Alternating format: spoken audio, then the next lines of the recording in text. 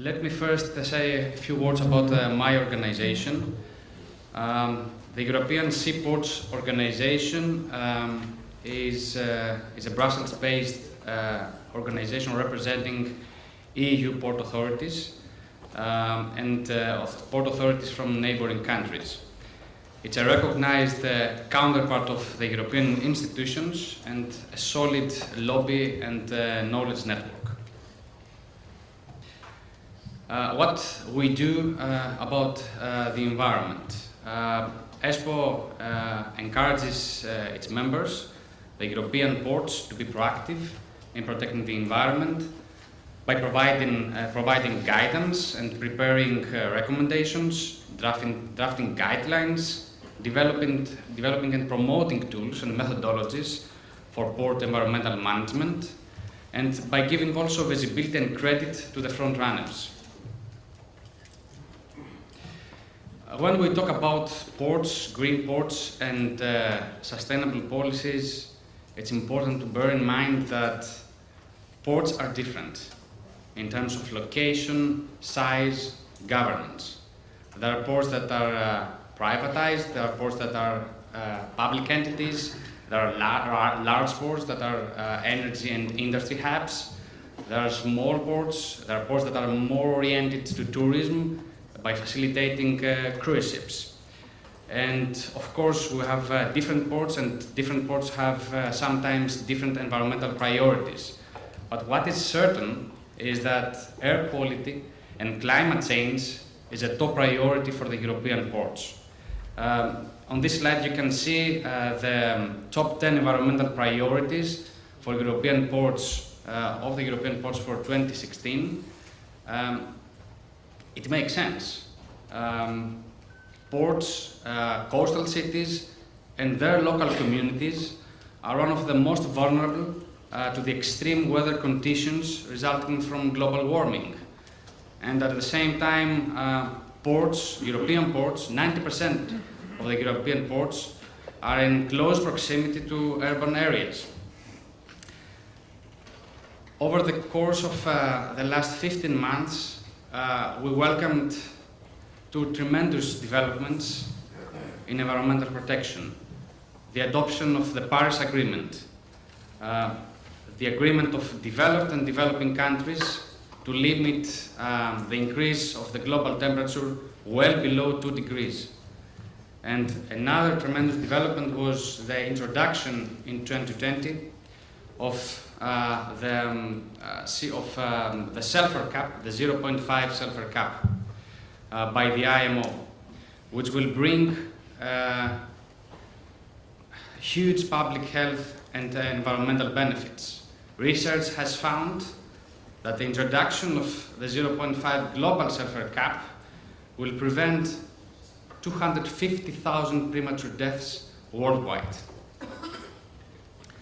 There are ports, and we have some recent examples, such as the Port of Rotterdam. Last week, the Port of Rotterdam announced published a study laying out the pathways to almost zero carbon growth by 2050. We have another example, the Port of Amsterdam announced recently a strategy to become a coal-free port by 2030. Air pollution and climate change regulations.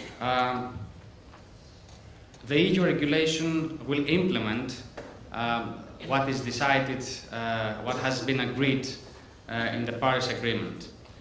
And shipping might be not explicitly mentioned in the agreement, but all sources of emissions are covered by the Paris Agreement. And in this context, as other speakers already mentioned, the IMO will develop a strategy to address the issue. ESPO has a clear position on that. We believe that IMO is by far the best place to address shipping emissions, CO2 emissions from the maritime sector, but at the same time, the EU needs to pile up the pressure on the IMO to deliver on time. And when we say on time, we mean that in 2018, next year, the IMO, along with the countries, the developing countries, needs to submit a provisional target accompanied by short-term measures. On air pollution, we have the introduction of 0.1 in 2015 in the SECA areas, and we expect that an establishment of a new NOx special area in the Baltic and the North Sea will be formally approved by the next MEPC. Next to this development, we have the directive, the EU directive on the deployment of the alternative fuels infrastructure, which lays down that in the ports of the TEN-T core network, that these ports will have to provide with LNG bunkering facilities and with onshore power supply by the end of 2025. But already, European ports provide with green services to vessels. As you can see on this slide, 20% already provide with high voltage OPS, 22% provides with LNG bunkering facilities, and 62% of the European ports applies environmentally differentiated port charges for vessels. On this slide, you can see the TEN-T core network ports. There are 5 of them in Greece. Another initiative taken by ESPO, and by the way, we celebrate the 20 years of the network this year, is the EcoPorts network. A solid network of almost 100 ports across Europe and neighboring countries. The main objective, the overarching aim of the network is to raise awareness about environmental performance and promote better environmental management from the port authorities. Ports which want to participate in the network complete a checklist of questions which enable them to self-evaluate their performance, and that allows also us to build the benchmarks, the EU benchmarks of the sector. Furthermore, the ports which participate in the network, they're able to compare themselves, their score, their performance against the EU average.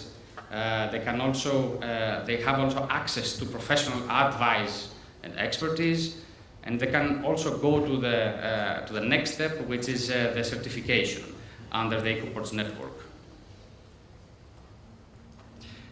The checklist of the questions is not, of course, a pass or fail exercise. It just enables ports to evaluate themselves, to get better knowledge on environmental management, to be aware of future challenges, and to improve their environmental performance. Here you can see on this slide an example how this projection of the environmental performance of the individual score is made against the average. The checklist of the questions is something around 260 questions about environmental management. For example, they can compare, they can check how they score on LNG bunkering facilities against the average.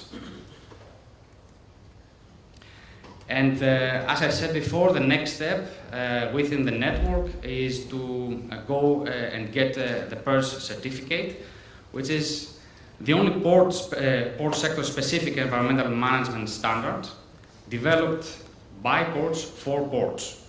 It is independently certified and it has 2 years validity.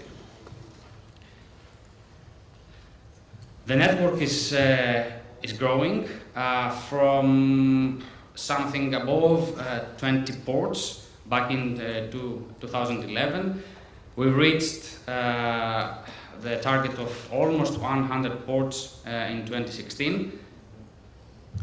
And we proceed now with a refresh process. We have updated our tools, we have updated the checklist, taking into account future environmental challenges such as climate adaptation. Ports, especially ports that are energy hubs and industry hubs, have host critical infrastructure, and they have to develop adaptation plans and become climate proof. So we celebrate this year the 20 years of EcoPorts, and we tell our members, bring your port, join EcoPorts. Thank you for your attention.